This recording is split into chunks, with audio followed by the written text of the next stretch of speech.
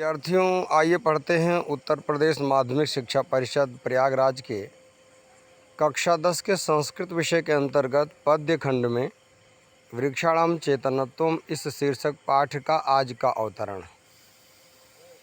आज हम लोग पढ़ेंगे पद्य संख्या 14 से लेकर के और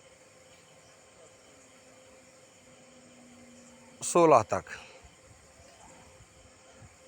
संभव होगा तो पूरे पाठ को समाप्त करेंगे। अभी तो 14 से 16 तक की बात मैं कर रहा हूँ। तो देखिएगा,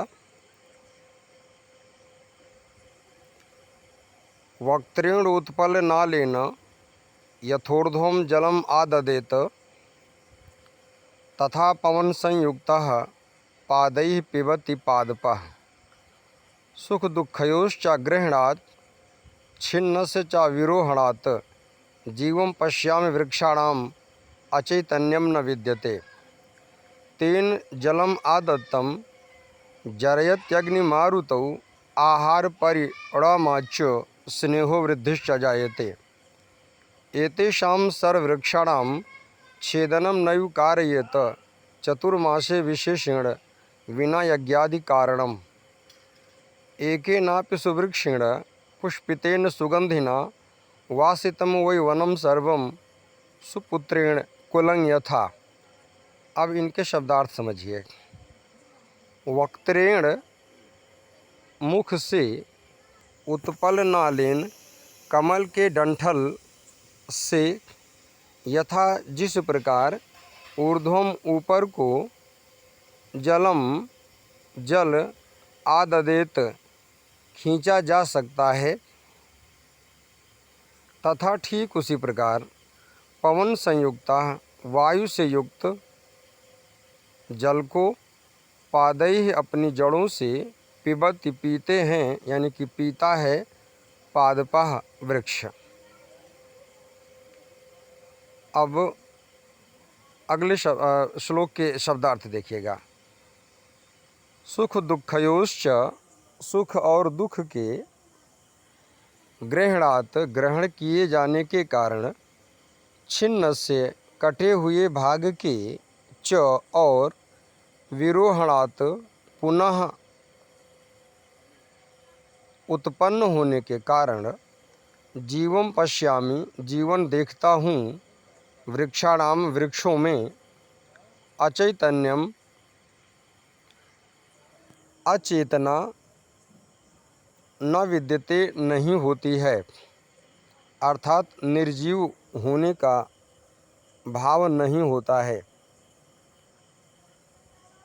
तेन उस वृक्ष के द्वारा, जलम जल, तत् वह, यानी कि तत् वह जलम जल, आदत्तम ग्रहण किया गया, यानी ग्रहण किए गए जल को, यहाँ पर द्वितीय विभक्ति लगी हुई है, जरयति पकाते हैं, अग्नि मारुतो अग्नि और वायु,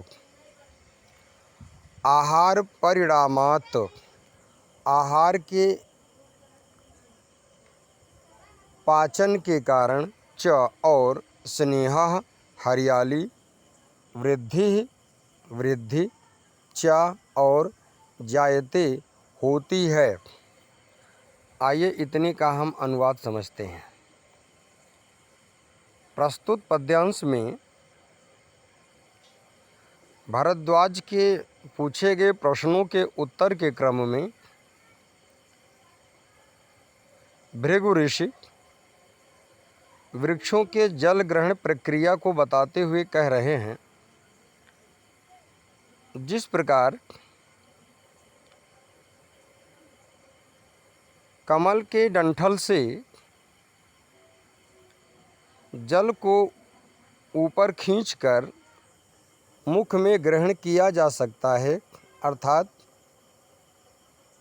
कमल के नाल को पानी में डुबाकर उससे खींच करके जल को ऊपर मुंह में लिया जा सकता है, ठीक उसी प्रकार वृक्ष वायु से युक्त जल को अपनी जड़ों से पीते हैं, अर्थात खींच करके ग्रहण करते हैं। एक बार फिर समझिएगा, जिस प्रकार से कमल डंठल से वायु के संयोग से जल को ऊपर खींचकर मुंह में लिया जा सकता है, ठीक उसी प्रकार से वृक्ष वायु से युक्त जल को अपनी जड़ों से खींचकर पीते हैं। अगले पद्यांश को देखिएगा। प्रस्तुत पद्यांश में भृगु ऋषि वृक्षों की चेतनता को पुनः प्रमाणित करते हुए कह रहे हैं, सुख और दुख के ग्रहण किए जाने से, कटे हुए भाग के पुनः निकलने से अर्थात हरा भरा होने से मैं वृक्षों में चेतनता देखता हूँ, इनमें अचैतन्यता नहीं होती। अब 16वें का संदर्भ समझिएगा। प्रस्तुत पद्यांश में भृगु ऋषि वृक्षों के भोजन पकाने की प्रक्रिया को समझाते हुए कह रहे हैं, उस वृक्ष द्वारा ग्रहण किए गए जल को अग्नि और वायु पकाते हैं और भोजन के पकने के कारण इनमें हरियाली और वृद्धि उत्पन्न होती रहती है। आइए 17वें को देखते हैं। अति महत्वपूर्ण है 17वां और 18वां परीक्षा की दृष्टि से। एतेषाम इन सर्ववृक्षाणाम सभी वृक्षों का छेदनम कटाई नैव नहीं कारयित करनी चाहिए। चतुर्मासे 4 महीने में, यानी कि बरसात के जो 4 महीने होते हैं, इन 4 महीनों में विशेषण विशेष प्रकार से विना यज्ञ आदि कारणम, विना यज्ञ आदि का कारण आए। अब आइए इसको समझते हैं, इसका प्रसंग समझिए। प्रस्तुत पद्यांश में भृगु ऋषि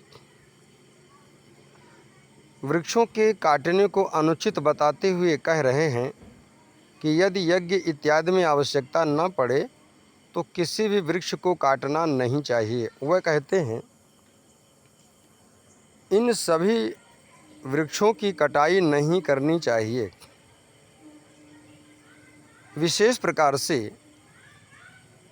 बरसात के 4 महीनों में बिना यज्ञ आदि का कारण आए इनकी कटाई नहीं होनी चाहिए। मतलब यदि यज्ञ इत्यादि में अनिवार्यता पड़ जाए तो ही वर्षा के 4 महीनों में वृक्ष काटे जाएं, अन्यथा ना काटे जाएं।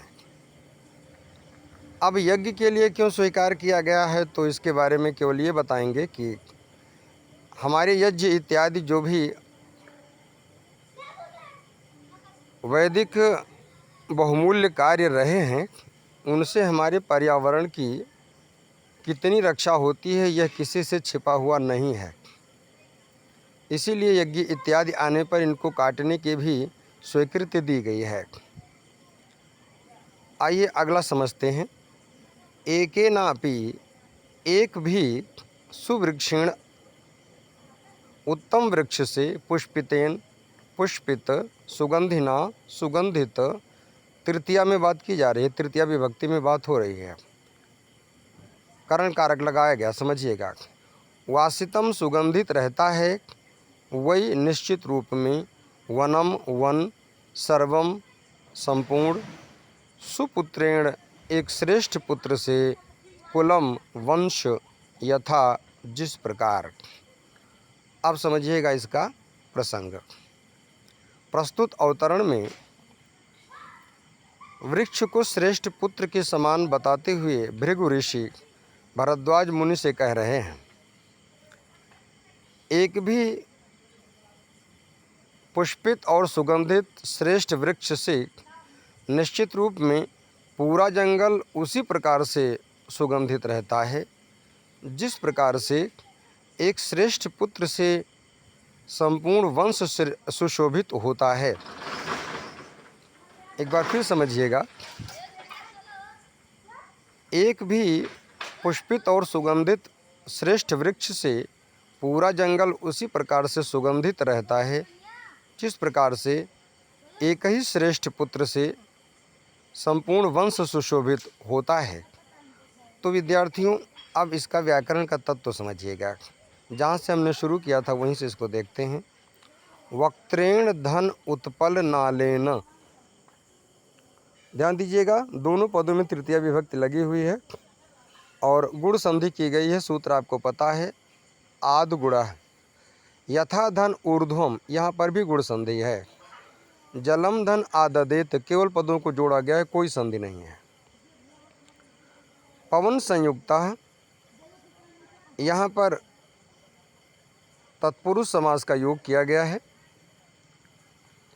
और संपूर्ण जो समस्त पद बना है वो बहुब्रीहि समास में है। पिबति शब्द लट लकार का है और इसमें पा धातु है। ये परीक्षा में पूछा जा सकता है। सुख दुखयो चा, सुख और दुख पद में द्वंद्व समास हुआ है और सुख दुखयो धन चा में विसर्ग संधि के साथ साथ स्तुत संधि की गई है। ग्रहणात धन छिन्नस्य, यहाँ पर स्तुत संधि की गई है। सूत्र आपको पता है, स्तोश्चुनाश्चुः।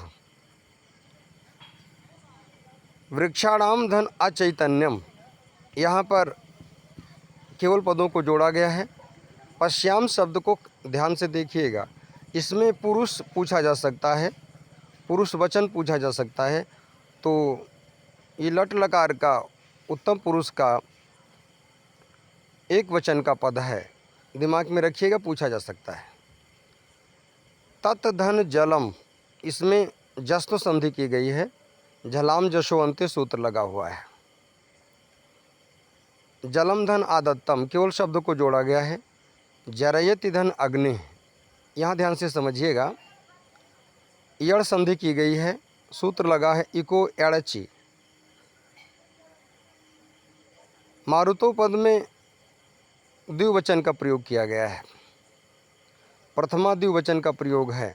अग्नि और मारुति पद में समास किया गया है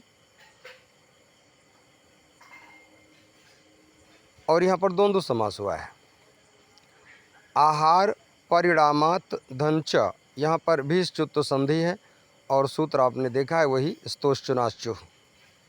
वृद्धि धन च, यहाँ पर विसर्ग संधि है और साथ में स्तुत संधि भी है।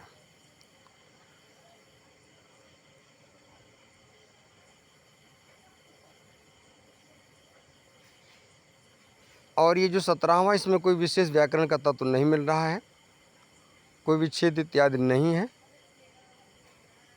तो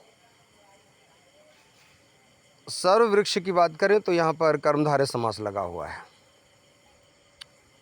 एकेन धन अपि, यहाँ पर दीर्घ स्वर संधि है, आकाशवर्णी दीर्घ। और सुवृक्षेण पुष्पितेन सुगंधिन, तीनों पदों में तृतीया विभक्ति एक वचन का प्रयोग किया गया है।